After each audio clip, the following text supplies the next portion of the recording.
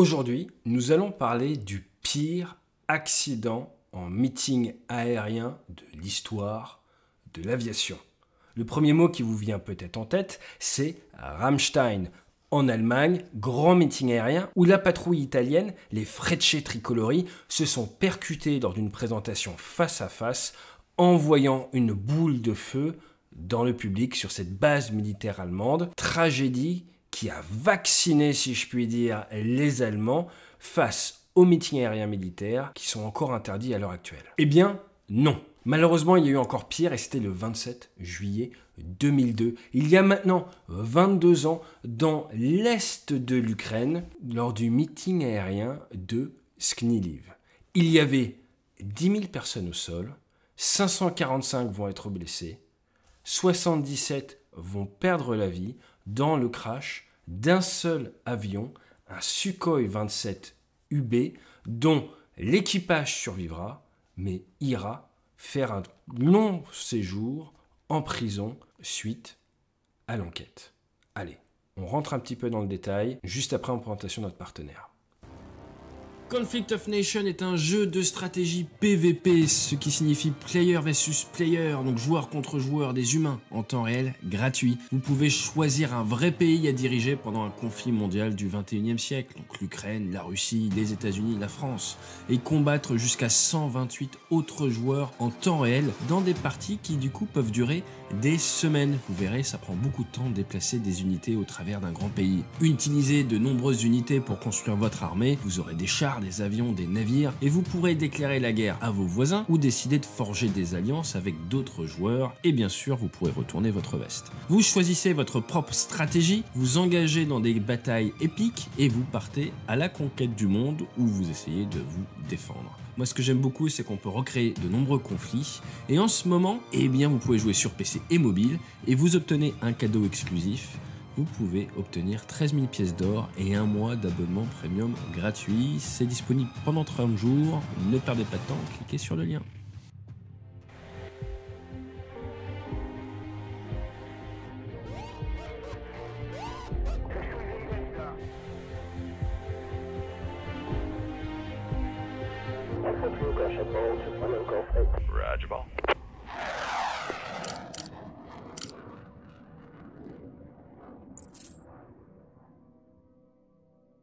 Le Sukhoi 27, vous le connaissez bien, c'est le gros chasseur soviétique et forcément, après l'effondrement de l'URSS, il en restait en Ukraine. Le Sukhoi 27 UB, c'est la version biplace qui est là pour l'entraînement des équipages, mais également, pourquoi pas, pour la voltige. Les Ukrainiens ont une patrouille qu'on appelle les Ukrainiens Falcon à l'époque, et le pilote du jour, le commandant de bord, a l'expérience de la démonstration aérienne avec cette équipe qui s'est produite une petite dizaine de fois en meeting aérien. Aujourd'hui néanmoins, il s'agit d'une démonstration solo où le pilote et son copilote vont chercher à montrer les capacités de manœuvre de leur Sukhoi 27, capacités qui sont réputées car c'est un avion très puissant avec deux énormes réacteurs qui vous permettent de monter fort en incidence. Et pour avoir déjà vu un Sukhoi 27 en démonstration au Royaume-Uni, c'est très impressionnant. Ce meeting aérien est là pour le 60e anniversaire du 14e corps aérien ukrainien. Il y a 10 000 personnes au sol et, il faut le dire, les procédures de sécurité et les process n'étaient pas tout à fait les mêmes au début des années 2000, surtout dans les anciens pays de l'Est, que ce que vous pouvez retrouver sur les meetings aériens de nos jours en 2024, par exemple en France ou en Angleterre. La démonstration a lieu peu avant 13 h. Il est 12h52 quand notre Sukhoi 27 se retrouve dans cette configuration assez problématique. Vous le voyez partir en virage, comme ça, il part en virage, ça part en virage, ça serre, et là ça part vers le bas, et ensuite ça essaye de ressortir dans quelque chose qui ne ressemble, il faut être franc, à aucune figure que vous verrez désormais en meeting aérien. Les phases doivent être bien séquencées et vous avez cet enchaînement d'une phase où ça serre vers une posture nez vers le bas mais les ailes pas vraiment à plat. Et ce qu'il faut comprendre avec ces avions de combat, c'est que leur commande de vol, ce qu'elles aiment, c'est les ailes à plat. Vous inclinez l'avion, coup de manche et après vous tirez.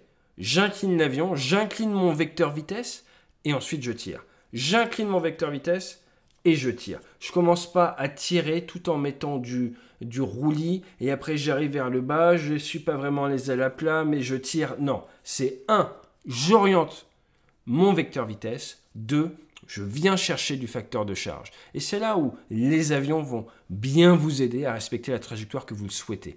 Mais dans tous les cas, ce que l'on voit, c'est que là, l'entrée nez vers le bas se fait extrêmement bas. Et nous en avons déjà parlé, car c'est un problème récurrent en meeting, que ce soit en Angleterre, que ce soit en Italie, que ce soit même en France ou à bord du Charles de Gaulle lors d'un meeting aérien justement pour les familles avec le Rafale.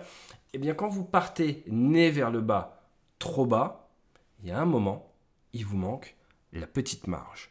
Et cette petite marge, c'est exactement ce qui va manquer à notre équipage de Sukhoi 27. Et c'est pour ça qu'ils vont se retrouver à monter en incidence, à tirer sur le manche autant qu'ils peuvent, mais avec l'inertie au niveau des réacteurs. Et en plus, le pilote dira qu'il a un souci au niveau des réacteurs, qu'il ne donne pas la puissance nécessaire. Vous allez vous retrouver avec un avion qui s'enfonce. En plus, avec du gauchissement, avec de l'inclinaison, ce qui veut dire qu'il a plus de traînée, moins de portance, donc ça ne maximise pas sa capacité à remonter, et finalement il vient rechercher les ailes à plat, mais c'est trop tard, ça touche, et ça va finir dans le public. L'équipage s'éjecte, malheureusement, la trajectoire l'amène dans le public. Le général en charge de tout ça va se retrouver limogé. Le ministre de la Défense de son côté va présenter sa démission, elle sera refusée, mais l'enquête va révéler que le pilote a enfreint ses ordres de vol, n'a pas respecté le plan d'enchaînement prévu au niveau des figures. Et l'enregistreur de l'avion va même montrer qu'ils sont désorientés. Il y a un échange au sein de l'équipage où ils essayent de savoir exactement où se trouvent les spectateurs. Ils ne sont pas à l'aise avec la zone, ils n'ont pas bien repéré, n'ont pas bien visualisé, préparé mentalement la zone où ils se trouvent, et ça va très très vite. Ça vous fait perdre quelques secondes pour le placement justement de votre vecteur vitesse et ces secondes s'accumulent, amenant à un impact avec le sol. Au final, le commandant de bord va prendre 14 ans de prison, le copilote 8 ans et 3 autres militaires prendront également de la prison, un 4 ans et les 2 autres 6 ans. Il leur est reproché de ne pas avoir suivi les ordres, de négligence et de violation des règles de vol. Vous devez vous maintenir à une certaine distance de la foule en permanence. Par exemple, si la foule est ici et que vous arrivez perpendiculaire, en France, c'est 400 mètres. Vous n'avez pas le droit de vous rapprocher à moins de 400 mètres. Et fonction de votre trajectoire, vous avez par exemple 200 mètres ou 100 mètres. Et tout ça est fonction de votre vitesse et votre trajectoire, votre angle d'arrivée par rapport au public. Le commandant de bord a également dû payer l'équivalent de 1,2 million d'euros en réparation aux victimes.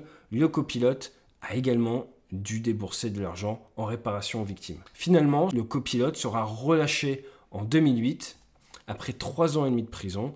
Le commandant de bord, de son côté, lui, ne sera pas gracié plus tôt. Maintenant, tout n'est pas blanc, tout n'est pas noir. Le commandant de bord, Volodymyr Toponer, avait réclamé un vol d'entraînement avant sa démonstration. À votre avis, quelle fut la réponse de la chaîne hiérarchique? De plus, il a déclaré que lors de son demi-tonneau, il a perdu la poussée au niveau des réacteurs. Et que la poussée n'était pas suffisante et n'était pas celle qu'il attendait et qu'il a donc eu un ennui mécanique. Mais qu'à ce moment-là, il rend compte et qu'on lui dit « continue le vol ».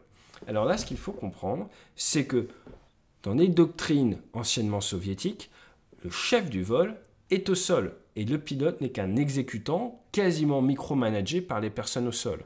Dans certaines nations ex-soviétiques, vous aviez même l'ordre d'éjection qui ne pouvait venir que du sol. Vous n'aviez pas la liberté tactique que l'on connaît en tant que pilote occidentaux, où vous êtes seul maître à bord. Ce n'était pas du tout cette philosophie-là chez les soviétiques et ce n'est pas encore entièrement chez les Russes. La notion de commandement décentralisé est de donner au pilote de la latitude décisionnelle. C'était pas vraiment dans les mœurs à cette époque-là là-bas. Toujours est-il, notre commandant de bord, il a 27 ans d'expérience aéronautique. Comme je vous l'ai dit précédemment, il était chez les Ukrainian Falcons, chez les Faucons ukrainiens qui avaient 6 MiG-29 et qui volaient entre 1995 jusqu'à 2002. Mais il n'avait emmagasiné qu'environ 2000 heures de vol en 27 ans de carrière. Ce qui n'est pas énorme et ce qui montre bien, comparé à nos standards occidentaux, que l'on est très loin des 180 ou à 200 heures par an pour maintenir un pilote en pleine capacité. Et, autre point à noter, vous l'avez vu, son vol d'entraînement a été refusé. De là à dire qu'il a été mis dans une mauvaise posture et que c'était compliqué pour lui, l'objectif de cette vidéo n'est absolument pas de lui trouver des excuses, mais de montrer qu'un accident est toujours une succession de différents événements qui passent à travers les filtres. Vous connaissez James Reason et le concept du fromage suisse, où vous avez différentes tranches d'émental, toutes trouées à un certain niveau, et quand un événement arrive à se faufiler à travers tous les trous, vous accédez à l'accident. Le pilote est une de ces tranches de fromage. Ce jour-là, il avait un trou, et nous sommes allés à l'accident. Si son autorité avait autorisé le vol d'entraînement, peut-être, eh bien que l'événement se serait arrêté avant et que nous n'aurions pas eu l'accident. Mais ce qui est important de comprendre quand on est l'opérateur, quand on est le pilote, quand vous conduisez votre voiture, quand vous pilotez votre DR400, c'est que vous êtes une de ces plaques de fromage et que si vous n'êtes pas le plus étanche possible, lorsqu'un événement arrive à votre plaque, vous prenez le risque d'aller à l'accident. C'est pour ça que les démonstrateurs français, mais occidentaux de manière générale, font de la musique en avant, font de la préparation mentale. Vous voyez la patrouille de France se préparer. J'ai eu la chance de faire du meeting aérien à 2 avions. C'est pareil, on vient se préchauffer le cerveau, se préparer mentalement en amont, comme un gymnaste, comme un danseur, afin de chauffer le cerveau et de gagner en conscience de la situation, de mieux comprendre les événements quand vous êtes dans l'avion. Ça ne vous viendrait pas à l'idée d'aller courir un 100 mètres sans échauffement, c'est le même concept. Cette préparation en amont sert directement à la sécurité des vols. Ça prend du temps, ça prend de l'énergie, mais ça sauve des vies. Cet accident est en tout point regrettable, mais soyez-en persuadés, c'est un accident qui est très connu par les présentateurs et qui permet de raligner en permanence les équipes de présentation à l'importance de bien se préparer pour tous les vols évidemment, mais encore plus quand il y a des milliers de personnes au sol.